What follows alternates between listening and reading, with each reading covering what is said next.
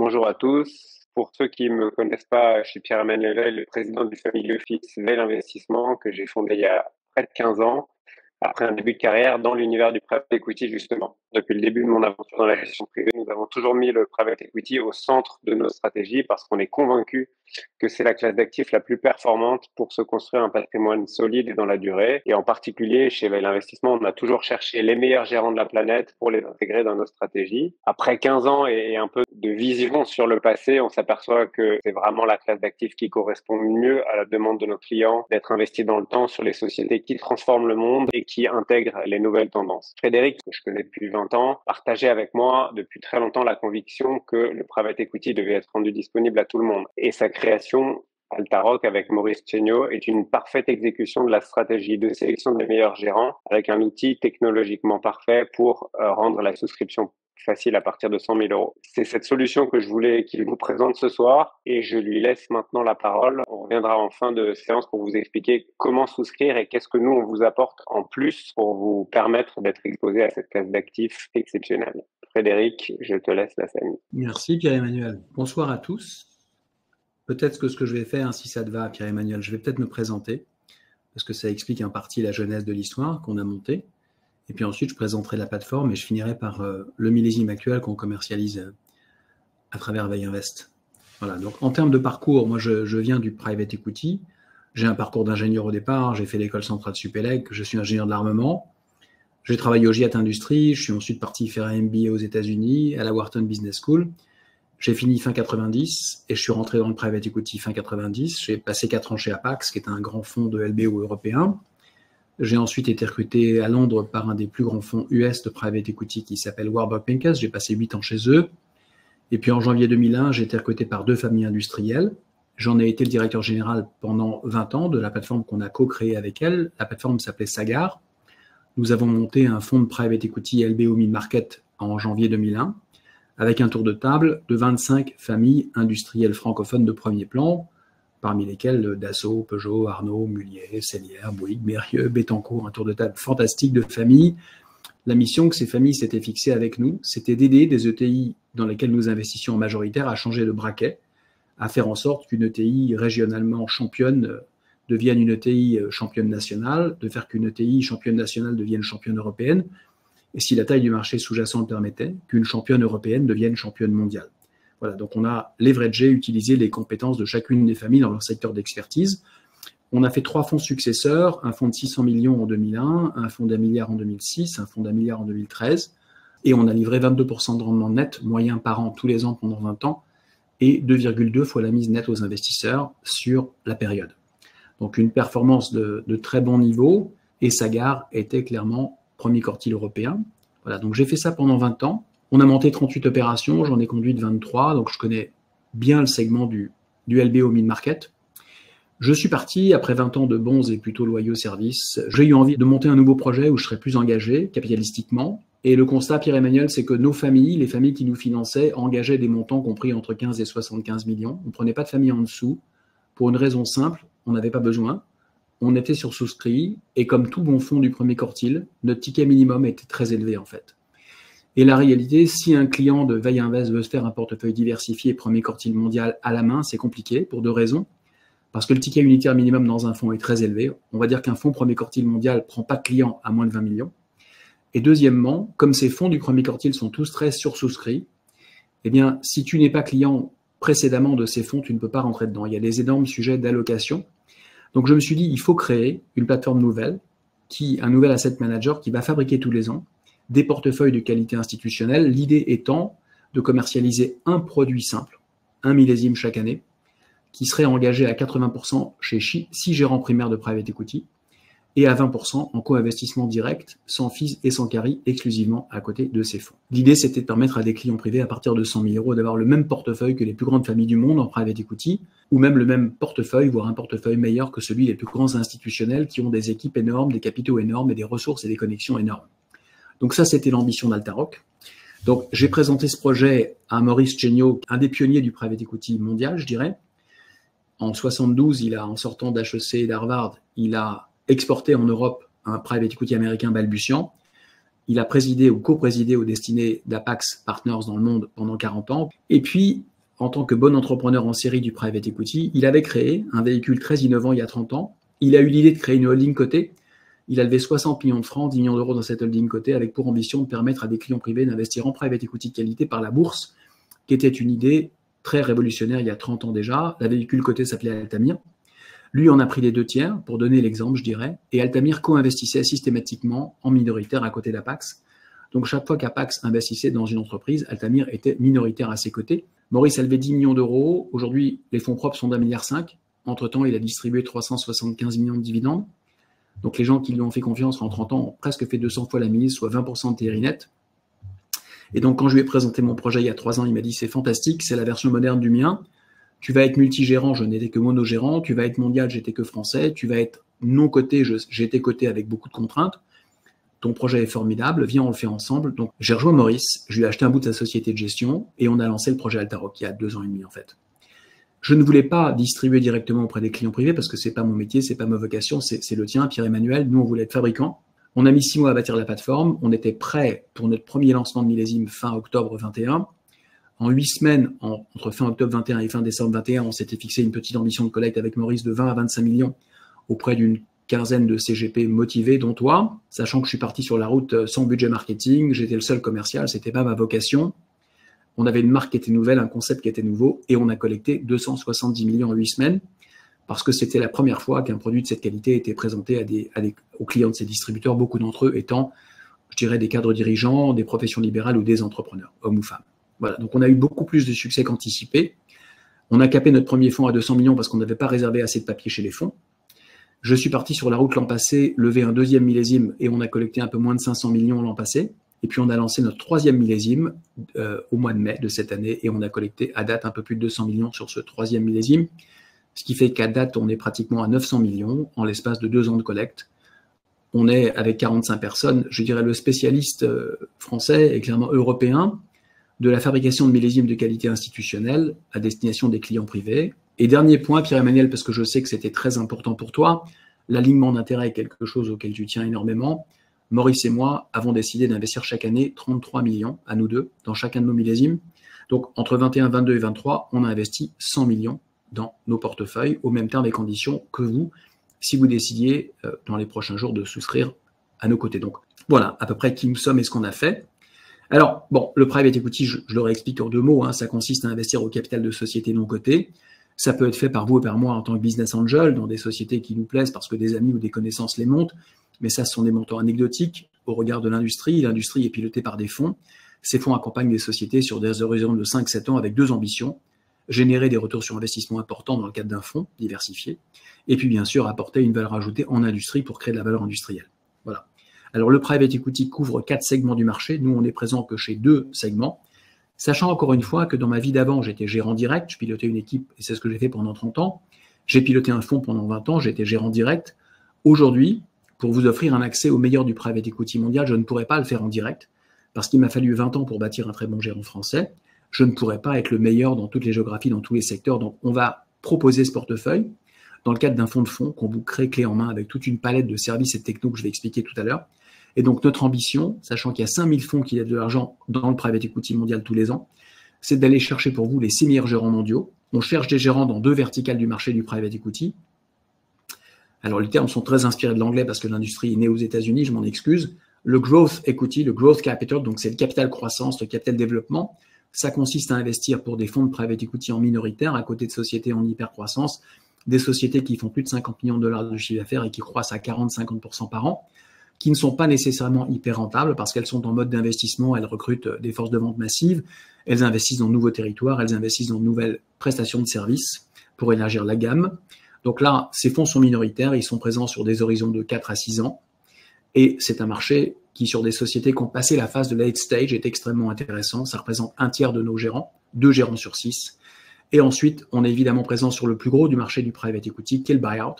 Donc ça, c'est l'activité dont vous avez certainement entendu parler. C'est l'investissement majoritaire par des fonds de private equity, avec un peu d'effet de levier pour bonifier le retour sur des sociétés qui croissent entre 2 et 15% par an, qui sont plutôt très rentables, leaders sur des marchés établis, et dont les cash flows générés permettent de recourir à l'effet de levier pour bonifier la performance. sachant que ces fonds de private equity vont racheter des sociétés dans 4 configurations. D'abord, quand des fonds primaires vendent à des fonds secondaires ou tertiaires ou quaternaires, quand des sociétés sont tirées de la cote parce qu'elles n'y sont pas très bien valorisées, quand des groupes familiaux souhaitent pour des raisons patrimoniales se départir d'activités ou de groupes entiers, ou enfin quand des groupes industriels souhaitent se défaire d'activités jugées non stratégiques. Ce sont les 4 moments que les fonds de private equity choisissent pour entrer au capital majoritairement. Voilà. Donc ça représente 2 tiers de notre portefeuille, et 1 tiers de notre portefeuille, c'est du growth en termes de gérant. Ça donne un peu une idée du périmètre de jeu sur lequel on est positionné. Alors, tu m'as demandé, Pierre-Emmanuel, d'essayer de résumer pour les auditeurs de ce soir pourquoi un investissement dans Alteroc pourrait les intéresser et ce qu'on a fait avec l'équipe. On a résumé ça de 6 façons, de 6 raisons simples. La première, elle est macro. La première, c'est une raison presque évidente. Le private equity en tant que classe d'actifs a livré historiquement des performances remarquables. Alors, on vous a mis ici quelques graphes, et évidemment, et Pierre-Emmanuel et ses équipes vous enverront la présentation. On vous a mis sur 20 ans d'histoire, en vert, la performance du private equity moyen mondial, et en gris, la performance des marchés cotés moyens mondiaux. On n'a évidemment réincorporé les dividendes par souci d'équité, et on a pris comme indice de référence le MSCI World Index. Alors, pour être très clair, Pierre-Emmanuel, le private equity est illiquide sur 5-7 ans, donc on ne compare pas complètement des pommes avec des pommes. Le private equity doit livrer une prime d'illiquidité, mais c'est effectivement ce qu'il fait. Donc quand tu regardes, en valeur relative, quel que soit l'horizon de temps que tu mesures, le private equity bat la bourse de 5 à 7% par an tous les ans sur longue période. Et en valeur absolue, le private equity a livré sur très longue période entre 10 et 15% par an en moyenne pour la classe d'actifs. Donc une perf relative et une perf absolue remarquable, ça c'est la première chose. La deuxième chose qui est très importante, c'est la volatilité intrinsèque du PE est évidemment moindre que celle des marchés cotés. Donc, on dort mieux avec un portefeuille de private equity. Alors, certains me disent c'est normal, c'est parce que ce sont des valorisations de convenance avant que les sociétés ne soient sorties. C'est totalement faux. Les grands fonds de private equity ont des méthodes ISO de valorisation de leur portefeuille chaque trimestre. Elles doivent respecter des méthodes de comparables en s'alignant sur les comparables cotés. Et donc, la raison pour laquelle les portefeuilles sont moins volatiles, c'est que les sociétés choisies par les fonds sont plus performantes, plus robustes, moins cycliques. Et on voit ici, je t'ai mis sur 40 ans, la performance moyenne de tous les millésimes nés depuis 1986 dans le monde. Donc, tu as à peu près, sur chaque millésime, 5000 fonds mesurés. Et on voit une chose, Pierre-Emmanuel, c'est que la plus mauvaise performance du private equity mondial, moyenne j'entends, était en 97 à 7,5% de rendement net. Si nous avions comparé la performance des marchés cotés sur les 40 années passées, on aurait vu qu'on avait des années à moins 30, moins 40 ou moins 50. Donc, la volatilité structurelle du PE est très inférieure à celle des marchés cotés. C'est le premier élément intéressant dans un portefeuille. Plus de perf et moins de vol. Et l'autre élément important, c'est la décorrélation dans le cadre d'une construction de portefeuille. Quand on regarde les grands moments de stress sur les marchés, pour ceux qui s'en souviennent, et j'étais là, la crise des savings and loans en 91 aux US, avec Michael Milken qui va en prison et qui a presque mis en faillite les grandes caisses d'épargne US. 2001, qui est la crise de la bulle Internet, et la crise, enfin l'effondrement des tours du 11 septembre et la crise géopolitique qui s'en suivra. Et en 2008, je dirais l'effondrement des subprimes et de Lehman. Voilà. À ces 3 moments de l'histoire qui étaient les plus grands stress tests sur les 40 années passées, le CAC fait moins 50, le MSCI aussi. Et quand vous regardez, on l'a mis en gris, ce sont les meilleurs millésimes des décades passées. Ce sont les moments où les prix d'entrée sont les plus bas et pour les fonds les plus disciplinés, les meilleures performances de la décade. C'est intéressant de regarder. Pour ceux qui ont eu le courage d'investir en 2001 ou en 2008 en private equity, les millésimes moyens ont livré plus de 20% de TRI net investisseurs. Donc, une vraie capacité de décorrélation par rapport au marché coté. Donc, ce triptyque sur perf, moindre vol et décorrélation est clairement un élément très intéressant, macro, dans la construction d'un portefeuille. Je ne dis pas que le private equity, c'est mieux que les produits cotés, ce n'est pas du tout ce qu'on dit, mais que pour une partie de l'épargne longue, et pour ceux d'entre vous qui sont prêts à mettre de côté des sommes longues, ça a vraiment du sens d'aller chercher une surperformance, une moindre volatilité, une vraie décorrélation dans la construction d'un portefeuille. Et c'est clairement notre raison 1. Alors, j'expliquerai tout à l'heure si ça motive les gens pourquoi le private equity a surperformé historiquement les marchés cotés et pourquoi notre conviction absolue chez Alteroc, c'est que ça va continuer, mais je n'ai pas le temps de le faire maintenant. Alors, la raison 2, Pierre-Emmanuel, c'est intéressant en termes de bench, c'est qu'aux US, qui est peut-être le marché le plus sophistiqué, les grandes familles fortunées, ce qu'on appelle family office, donc c'est des familles qui ont plus de 200 millions de patrimoine liquide, de dollars, ces familles aujourd'hui sont équipées à 32% de leur patrimoine total en PE. La classe d'actifs souveraines chez ces familles fortunées, c'est le private equity, pour les raisons explicitées précédemment, surperformance, moindre volatilité et vraie capacité de décorrélation. À titre d'information, hein, alors aujourd'hui, pour faire clair, le private equity mondial est financé exclusivement par des institutionnels, des caisses de retraite, des fonds de pension, des compagnies d'assurance vie ou des banques pour leurs fonds propres. Ça représente 97% du financement mondial du private equity institutionnel. 3% sont financés par des très grandes familles qui, de vous à moi, sont quasiment des institutionnels. On parle de familles milliardaires qui se comparent aisément à des institutions et qui ont des équipes complètes. Pour ces familles sophistiquées, le private equity est la classe d'actifs souveraine. Voilà, je pensais que c'était intéressant de le mentionner parce que ça vous donne quand même un benchmark de ce qui se fait aux US chez les familles les plus sophistiquées. Alors la troisième raison qui peut vous motiver à investir chez nous, chez Altaroc, c'est qu'on a pour ambition de vous construire des portefeuilles surperformants par rapport à la moyenne de l'industrie du PE. Et je m'explique. Quand Pierre-Emmanuel vous propose un portefeuille coté, eh bien son portefeuille coté, s'il est très bon, va battre les indices moyens du marché de 100 bips, 200 bips par an sur longue période. Ce seront déjà des gérants hyper performants. Dans le private equity, vous avez un écart type très important entre le premier quartile mondial et la moyenne du marché, c'est-à-dire le bas de la Ligue 2. On vous a mis ici, si vous regardez à gauche, en gris, c'est le MSCI, donc c'est les fameux 5% par an, de moyenne sur 20 ans. En vert clair, c'est la moyenne mondiale du private equity, à 12% par an sur 20 ans. Et en vert foncé, c'est la moyenne du premier quartile mondial, à plus de 20% net investisseurs par an depuis 20 ans, tous les ans. Alors, je ne connais pas beaucoup de marchés où le premier quartile surperforme la moyenne du marché de 800 bips par an. Donc, notre ambition Altaroc, c'est de vous construire un portefeuille tilté vers le premier quartile. On n'a pas pour ambition, parce qu'on me pose souvent la question, pourquoi tu ne bâtis pas un ETF du private equity, un index moyen du private equity à partir de 100 000 euros? Parce que ça ne nous intéresse pas. On n'a pas pour ambition de vous livrer un portefeuille qui historiquement aurait fait 12%. On a pour ambition de vous exposer à un portefeuille qui historiquement a fait plus de 20%. Donc, c'est ça l'ambition d'Altaroc, et je voulais l'illustrer ici pour que les gens comprennent l'intérêt d'investir dans un portefeuille diversifié premier quartile mondial. Alors, pour ceux qui se posent la question, est-ce que ça fait un gros écart de perf sur la durée, entre 5, 12 et 20? Oui. Si vous raisonnez en prospectif à 20 ans, 5% par an pendant 20 ans, ça fait 2,65. 12% par an pendant 20 ans, ça fait 11 fois. Et 20% par an pendant 20 ans, ça fait 38 fois. L'écart est juste monstrueux. Donc, on a pour ambition de vous livrer ce portefeuille tilté vers le premier quartile. Et nous, on va mettre 6 gérants premier quartile.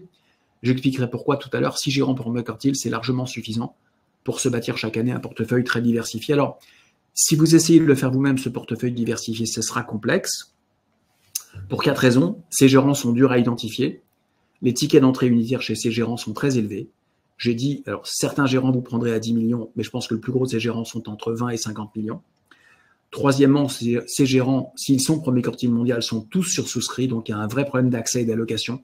C'est très compliqué d'avoir de l'allocation. Et enfin, ces fonds-là ne savent pas gérer des clients privés en direct. Et donc, vous ne pourriez pas rentrer. Vous avez besoin pour accéder à ces portefeuilles d'agrégateurs comme Altaroc. Et c'est exactement l'ambition qu'on s'est fixée. Alors, l'équipe qui sélectionne les fonds, je parlerai de nos critères tout à l'heure, on est 4. Donc, Maurice Chéniaud et moi, qui sommes d'anciens patrons de fonds de private equity de qualité, on est très aguerris, on connaît très bien l'industrie. Donc, choisir les gérants, c'est plutôt simple pour nous. On s'est fixé toute une discipline d'investissement. Je parlerai de nos critères tout à l'heure, mais pour avoir été patron de fonds, on est plutôt capable de très bien comprendre ceux de nos meilleurs concurrents ou ceux qu'on juge comme étant par le passé nos meilleurs concurrents.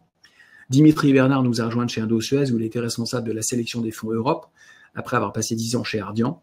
Et tout récemment, c'est un recrutement majeur pour nous, Louis Flamand nous a rejoint il y a 2 mois. Louis était le patron du private equity chez MetLife. MetLife, c'est le plus gros assureur vie mondial. Et Louis pilotait un portefeuille de 50 milliards de private equity. Il investissait entre 5 et 10 milliards par an. Et il était à l'advisory board des 15 plus gros fonds mondiaux de la planète. Voilà. Donc, quand on vous dit que chez Altaroc, on bâtit des portefeuilles de qualité institutionnelle, vous avez une équipe extrêmement costaud, d'anciens patrons de fonds, d'anciens sélectionneurs de banques. Et alors, avant de rejoindre MetLife, Louis était le patron de la sélection des fonds de private equity chez UBS pour le monde en private banking. Donc, vous avez une équipe très aguerrie et très costaud à vos côtés pour sélectionner les gérants. La raison 4, Pierre-Emmanuel, je continue dans ma liste de 6 raisons. La raison 4 qui peut vous intéresser, c'est que Maurice Chéniaud, qui est plus fortuné que moi, a décidé qu'au début de chaque millésime, il allait pré-souscrire à 250 millions, non pas pour vous montrer son engagement, mais pour que je puisse immédiatement moi-même souscrire à 3 fonds, de telle sorte que dès qu'on démarre un millésime, 3 des 6 gérants sont choisis. Ça vous rassure, ça vous donne de la visibilité et ça vous permet de vous rassurer sur le fait que On ne va pas simplement vous promettre de rentrer chez les gérants d'exception, on sera rentré chez les gérants d'exception au moment où vous souscrirez. Donc cette pré-souscription par le sponsor, elle est majeure. Je n'aurais pas pu monter Altarock seul, j'avais besoin d'un sponsor financier, et je l'ai, et c'est Maurice et Altamir qui nous pré-souscrivent et nous garantissent le financement et l'accès aux 3 des 6 premiers gérants dont je vous parlerai tout à l'heure sur le millésime 23. Voilà. La 5e raison, Pierre-Emmanuel, qui est importante, c'est que non seulement on va vous choisir 6 fonds de premier quartile mondial, mais on va aussi vous construire une vraie allocation avec une révision, une vraie stratégie. Je vais essayer de vous expliquer nos visions, nos convictions, mais on va vous bâtir un portefeuille. On ne va pas simplement vous choisir 6 fonds ultra performants, on va essayer de vous bâtir un portefeuille autour d'une allocation que je vais vous commenter maintenant. En termes de règles et de choix de gérants, on s'est fixé quelques principes très mathématiques. Il faut une feuille de route extrêmement claire quand on veut construire son portefeuille de 6 gérants, parce que l'univers adressable est de 5000 gérants chaque année dans le monde. Donc, il faut savoir où on va. Donc, on a des critères simples. On a des critères quantitatifs et des critères qualitatifs. Sur les critères quanti, Olivia, d'abord, on fait que du LBO et du growth. Donc, on s'intéresse à 2000 des 5000 gérants. Premier tamis. Deuxième tamis, on veut des gérants qui ont 30 ans de track record. Donc ça, c'est un tamis très sévère et on veut 30 ans de track parce qu'on veut voir sur les 30 ans passés comment les gérants se sont comportés, comment ils ont résisté aux crises économiques sévères, comment ils ont su créer culture, process et gouvernance, comment les fondateurs historiques ont su passer la main aux générations futures qui seront celles qui géreront nos capitaux. Et donc, on ne fait pas de fonds first time fund, second time fund, third time fund. On n'accompagnera aucun gérant qui n'a pas au moins 5 millésimes sous sa ceinture. C'est un critère de sélectivité énorme. Deuxième chose, on veut des gérants qui, sur les 20 ans passés, ont livré au moins 15% de TRI net sur chacun des millésimes levés et au moins 2 fois la mise cash on cash sur chacun des millésimes levés. C'est un autre critère de sélection énorme. Et pour finir, si tu m'entends toujours, on s'impose un critère de taille critique. On veut des gérants qui lèvent au moins 1 milliard, parce qu'on pense que quand un gérant lève moins d'1 milliard, un fonds qui lève 500 millions, il peut être tout à fait intéressant, mais il est très dépendant de 1 ou 2 personnes clés, et on ne souhaite pas prendre de risques intuitu personnels sur le choix de nos gérants.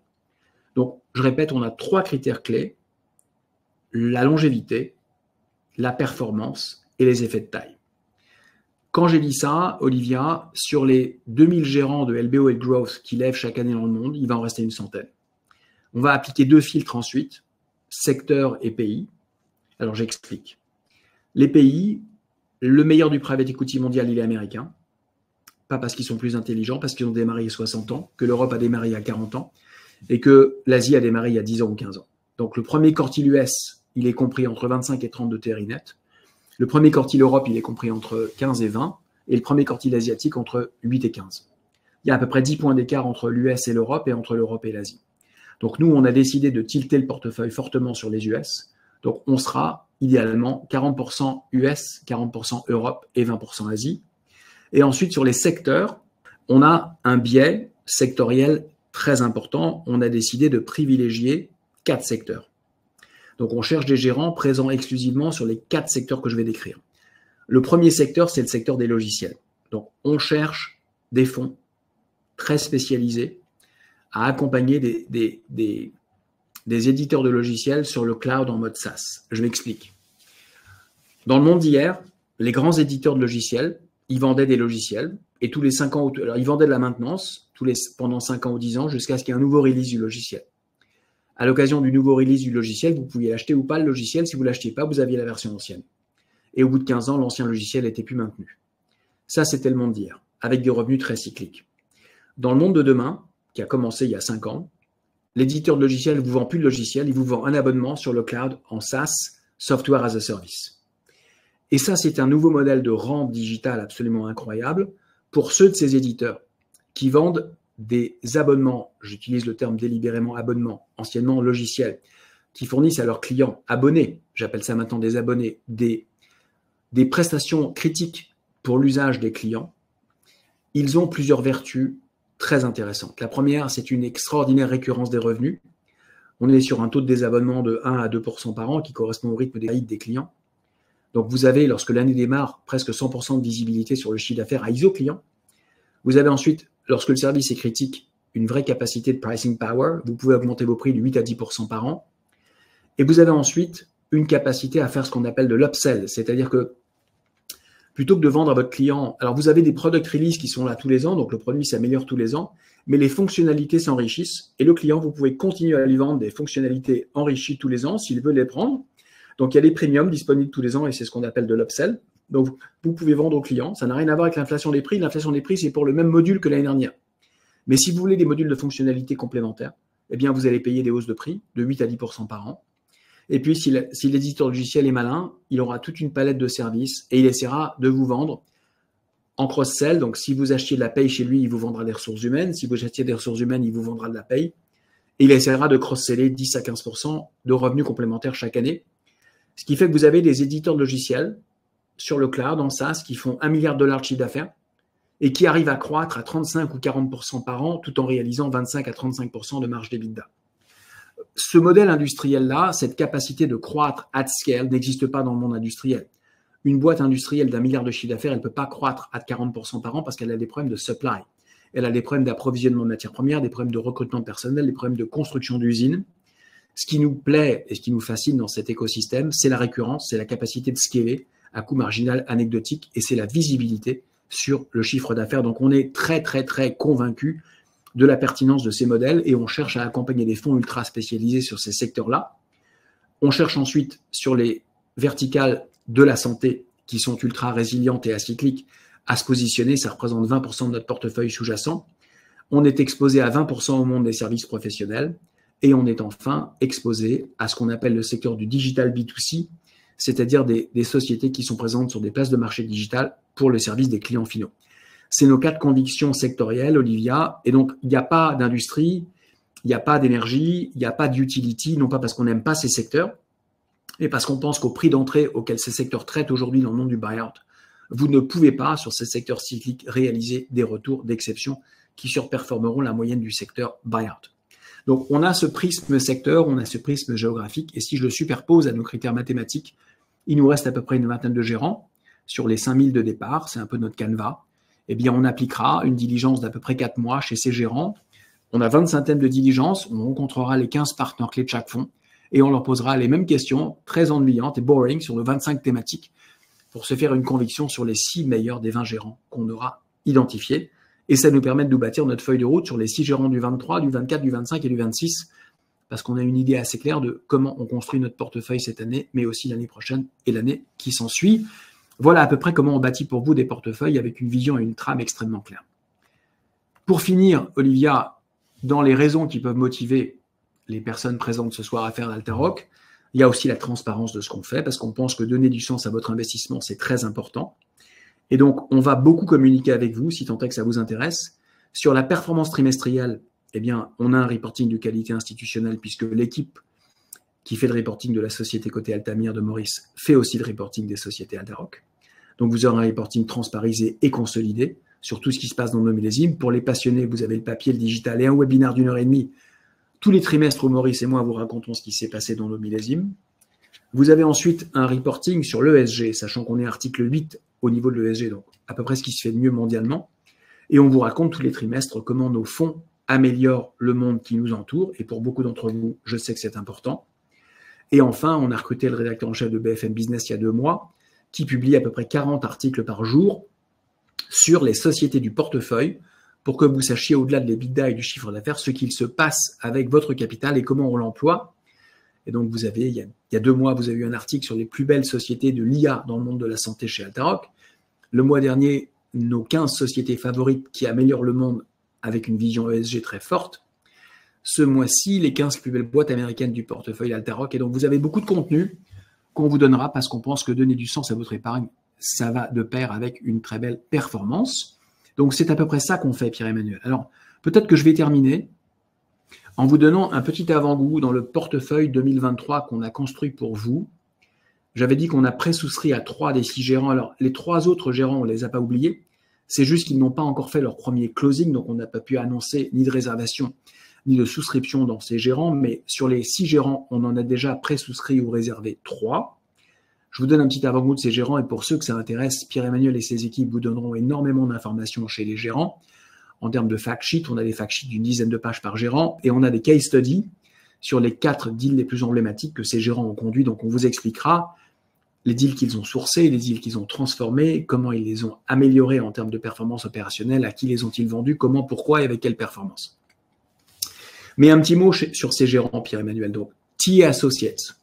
Donc là, on est chez un gérant US spécialisé dans le LBO majoritaire sur des sociétés en hypercroissance. Donc, on est quelque part à la frontière du buyout et du growth.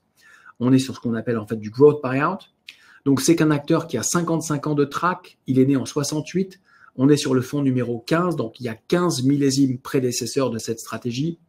C'est un fonds, et ça, on adore ça. Il y a deux choses qu'on adore. C'est un gérant qui est sur un seul produit. Donc, on n'est pas chez un asset manager qui a 15 produits de private equity. Il a un seul fonds. Il s'appelle TA numéro 15. C'est aussi un fonds ultra vertical, ultra spécialisé, parce que nous, on pense qu'on ne peut sortir des performances d'exception qu'en étant ultra spécialisé sur des verticales. Il est logiciel, il est service professionnel et il est santé. Et il fait que ça avec 260 professionnels. Et pour que tu vois la qualité du gérant, donc il est né il y a 55 ans.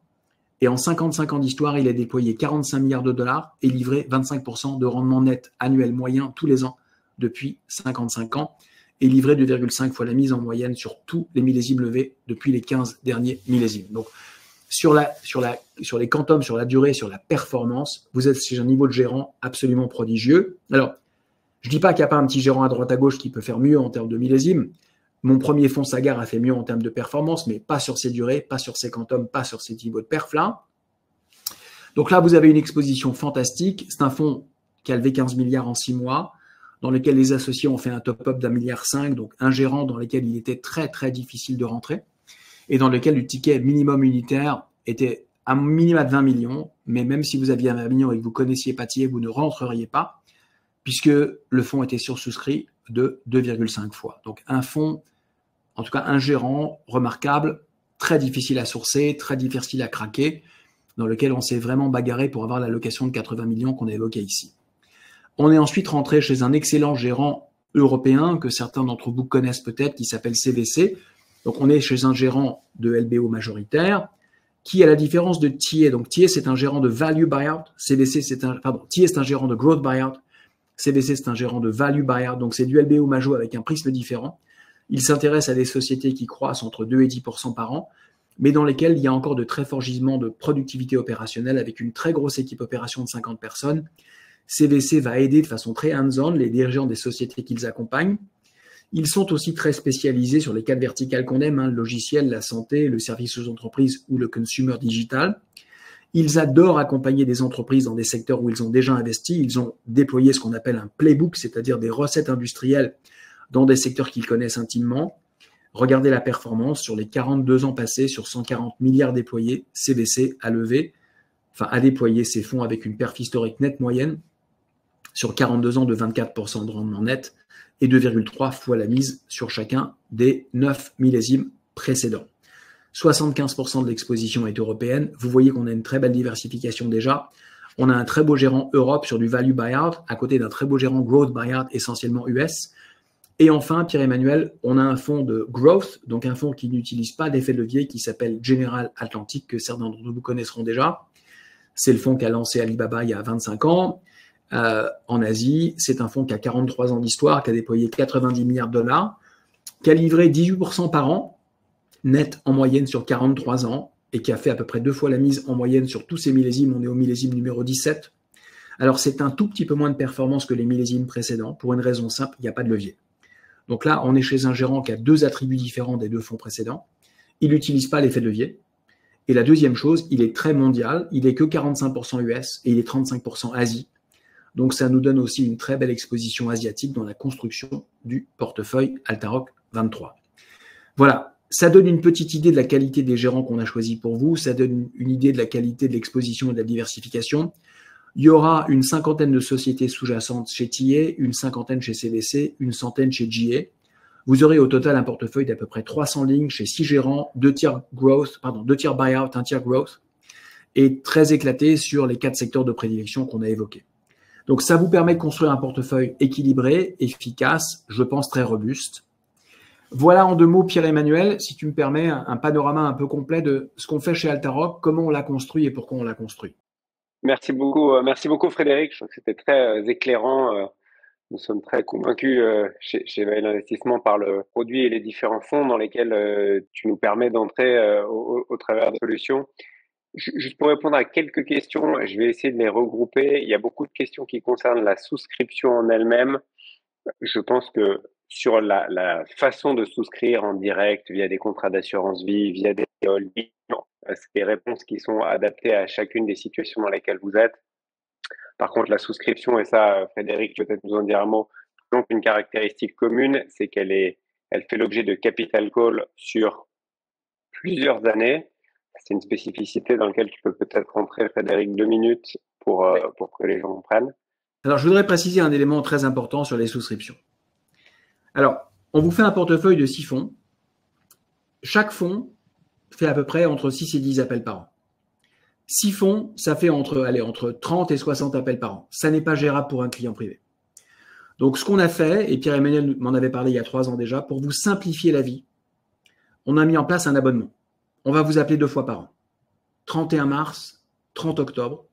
On vous appellera à chaque fois à hauteur de 10% de l'engagement, de telle sorte que vos appels de fonds sur les 5 prochaines années sont entièrement programmés. Alors, nous, on gère ça avec une ligne de crédit à l'intérieur du fonds.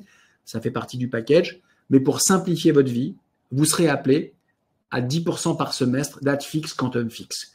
Que vous ayez mis 100 000 euros, 1 ou 2 millions d'euros, ça ne change rien. À 100 000 euros, vous serez appelé 10 000 euros par semestre, 31 octobre, 31 mars. Et à 1 million, 100 000 euros par semestre, 31 octobre, 31 mars. Ça, c'est un élément très important parce que Pierre-Emmanuel m'avait indiqué dès le début que la simplicité… Alors, la beauté des appels de fonds différés, c'est que ça ne consomme pas votre capital le premier jour. La beauté de l'abonnement, c'est que ça dégrade très légèrement la performance. Par contre, ça simplifie considérablement la vie du client privé. Vous savez exactement quand et pour combien vous serez appelé. Donc, le produit, appel de fonds différé sur 5 ans, quantum fixe, date fixe. Merci Fred. Deuxième série de questions, elle parle de la situation actuelle, des taux très hauts et de manière générale de la saisonnalité de l'investissement dans le private equity. Peut-être tu peux nous dire un mot aussi de la situation actuelle et de l'intérêt ou pas de sélectionner sa d'entrée dans le private equity. Ok, alors il y a plusieurs questions dans ta question. La macro actuelle. Bon, moi je peux vous faire, si je suis honnête, je peux vous faire une promesse. C'est que les gérants qu'on a choisis cette année, notre conviction à l'équipe ici, c'est que ce seront les 6 meilleurs gérants disponibles cette année dans le monde. Alors, ça sera notre vision à nous, à Maurice, à Dimitri, à Louis, à moi, mais on a choisi pour vous 6 gérants qui nous paraissent fantastiques et on met 33 millions à titre perso derrière ces gérants. Ça, c'est notre conviction très forte. Ce que je ne sais pas dire, Pierre-Emmanuel, c'est est-ce que le millésime 23 est le meilleur millésime de la décade? Je ne sais pas dire ça et je ne vais pas dire ça. Donc, je peux dire une chose, c'est que on a choisi 6 gérants remarquables. Je pense très sincèrement que vous ne trouverez pas un portefeuille plus efficace que le portefeuille qu'on a construit. Ça, c'est le premier élément de réponse. Le deuxième élément de réponse à ta question, c'est est-ce que c'est le bon timing pour investir en private equity aujourd'hui? Alors, je vais répondre par différents éléments. Sur l'élément des taux. Alors, en fait, c'est une question à la fois compliquée et simple. Si vous êtes peu exposé au private equity et que vous êtes un nouvel entrant sur le monde du private equity, la réalité, c'est que les taux sont montés. Vous n'avez pas de stock et les fonds de private equity dans lesquels vous allez investir aujourd'hui, sachant que nous, on investit dans des fonds nouveaux, hein, enfin, c'est des gérants anciens sur des nouveaux millésimes, dans le pricing qu'ils font de leur deal, ils ont déjà intégré la hausse des taux. Donc, quelque part, pour refléter la hausse des taux, eh bien, les valeurs d'entreprise qu'ils vont payer doivent baisser. J'expliquerai l'impact que ça a eu tout à l'heure. Donc, aujourd'hui, vous allez bénéficier à plein de la hausse des taux. Encore une fois, en tant que nouvel acheteur, donc, pour celui ou celle d'entre vous qui n'a pas de stock, la hausse des taux est une bonne nouvelle. Les valos sont en train de s'ajuster fortement. Elles ont beaucoup baissé depuis 6 mois. Vous voyez qu'il y a beaucoup moins de deals dans le private equity instit depuis même 12 mois parce que les taux sont montés et parce qu'acheteurs et vendeurs n'arrivent plus à se mettre d'accord. Le vendeur veut la vendre 15 fois l'EBITDA, l'acheteur à 12 fois. Jusque récemment, il n'y avait pas de deal. Les deals commencent à s'ajuster à 12-13 fois l'EBITDA. Donc, le prix des actifs a baissé. Ce qui veut dire pour quelqu'un qui n'a pas de stock, la hausse des taux est une bonne nouvelle. Le prix des actifs s'ajuste fortement. Et quand on regarde les grands moments de stress historique et économique, c'est ce dont je parlais tout à l'heure, Pierre-Emmanuel, les grands moments de stress sont les meilleurs moments d'entrer sur les marchés. Donc aujourd'hui, encore une fois, si vous n'avez pas l'actif en PE, la hausse des taux est une bonne nouvelle, le prix des assets est reflété à la baisse. Si maintenant vous êtes déjà très exposé au private equity sur des portefeuilles de LBO très industriels, très classiques, la hausse des taux n'est pas une bonne nouvelle, mais là, si vous êtes déjà très exposé, peut-être c'était pas la bonne construction historique de portefeuille. En tout cas, pour ceux d'entre vous qui ce soir sont peu exposés, la hausse des taux, je le dis sincèrement, est plutôt une bonne nouvelle. Le prix des actifs s'en est ajusté à la baisse, voire même, le prix des actifs a plus baissé que le renchérissement du coût de la dette ne le justifiait. Donc, on est sur des moments d'entrée de marché qu'on juge intéressants. Et si vous pensez qu'on est sur des grands moments de stress macro, je rappelle quand même la courbe page 12, Pierre-Emmanuel, parce que on a quand même l'avantage d'avoir 40 ans d'histoire. Pour ceux qui ont osé investir sur des moments macro compliqués, à des valos baissières, c'était souvent le meilleur millésime de la décade. Maintenant, si tu me demandes une recommandation, et là on en vient à un point plus fondamental, sur comment investir au mieux en private equity. Et là, je sais que c'est un thème que toi et moi, on affectionne beaucoup, c'est vous devez rentrer à travers plusieurs millésimes. Si ce soir, la présentation vous a plu et que vous étiez sur le point de souscrire 1 million d'euros demain dans le millésime 23, c'est peut-être pas la meilleure façon de le faire. Je pense que vous devez étaler votre engagement sur plusieurs millésimes pour vous exposer à plusieurs millésimes. Parce qu'encore une fois, ce que nous pouvons dire de mieux chez Altaroc, c'est que le millésime 23 qu'on a construit sera le meilleur de sa cohorte d'âge, mais nous ne pouvons pas vous dire si 23 sera meilleur ou moins bon que 22 ou 24. Donc, la meilleure façon d'investir, c'est d'étaler son engagement sur plusieurs millésimes, et ça nous amène à une discussion fantastique, Pierre-Emmanuel, qui est de comment investir efficacement à travers les millésimes. Et ça, c'est peut-être l'objet du... Je n'ai pas eu le temps de le présenter ce soir, mais ça, tes équipes et toi êtes plus qu'équipés et passionnés. C'est la construction d'un portefeuille de private equity dans la durée pour permettre à tes clients qui ont une vraie ambition patrimoniale, qu'elle soit de se bâtir une rente ou de se bâtir un patrimoine dans 10 ans ou dans 15 ans, de construire en multimillésimé cette stratégie qui, je pense, est la meilleure. Donc, de ne pas tout mettre sur un millésime, mais de construire son allocation de façon multimillésimée, sachant que l'avantage, c'est que nous construisons dans nos usines un millésime nouveau tous les ans. Donc ça, c'est un élément de réconfort aussi. Absolument. Et ça m'offre un peu, merci Frédéric, une conclusion parfaite sur les prochaines étapes pour ceux qui veulent souscrire. Effectivement, chez Veil Investissement, on a toutes les équipes qui vous permettront à la fois de répondre à vos questions et de rentrer dans le détail sur toutes les différentes caractéristiques du private equity que Frédéric a présenté, mais aussi de parler plus spécifiquement des modalités de souscription, de ce qu'on fait nous pour nos familles, de pourquoi on arrive à s'exposer systématiquement, de comment cette stratégie d'investissement permet d'optimiser les différents cash flows, comment les premiers millésimes viennent après payer les cash flows des millésimes futurs dans lesquels vous investissez. Ça fait presque l'objet d'une deuxième semaine pour continuer la métaphore sportive. Et on serait ravis d'échanger avec vous, soit dans le cadre de prochains séminaires, soit dans le cadre de rencontres physiques ou évidemment dans toute interaction que vous pourriez avoir directement avec nous. Je crois que c'est intéressant, Pierre-Emmanuel, si tu me permets de conclure de mon côté là-dessus, c'est que nous, on a fabriqué des produits de très grande qualité, on en fabrique tous les ans et on t'a proposé un espèce de mode d'emploi des millésimes Altaroc pour se bâtir un patrimoine que tu maîtrises parfaitement parce que tu faisais ça pour tes très grands clients. Je pense que tu le faisais même en très haute couture. Donc, tu fais depuis longtemps en version très haute couture ce qu'on essaye de faire de façon industrielle. Donc, je sais que tu as une appétence très particulière pour ce qu'on fait et ce qu'on a réussi à industrialiser pour des clients, je dirais, qui commencent à 100 000 euros. Mais il y a un élément très important qu'on néglige parfois, c'est la façon dont on va encapsuler et structurer le private equity est presque aussi importante que le produit sous-jacent. Et donc, ta connaissance de la stratégie patrimoniale et de la stratégie de financement de ces actifs pour en optimiser la performance globale est un élément majeur de performance. Donc, je pense que le fait que Veil Invest connaisse intimement la classe d'actifs et sache parfaitement l'encapsuler, la piloter, la gérer, rend la discussion très intéressante avec tes équipes parce que les clients qui s'intéressent à la classe d'actifs pourront la co-construire avec toi en termes d'allocation, de façon à en extraire, je dirais, le meilleur jus. Voilà, si je peux m'exprimer comme ça. Merci à toi, Pierre-Emmanuel. Merci, Olivia, et à très vite. Merci à toutes les équipes Veil Invest.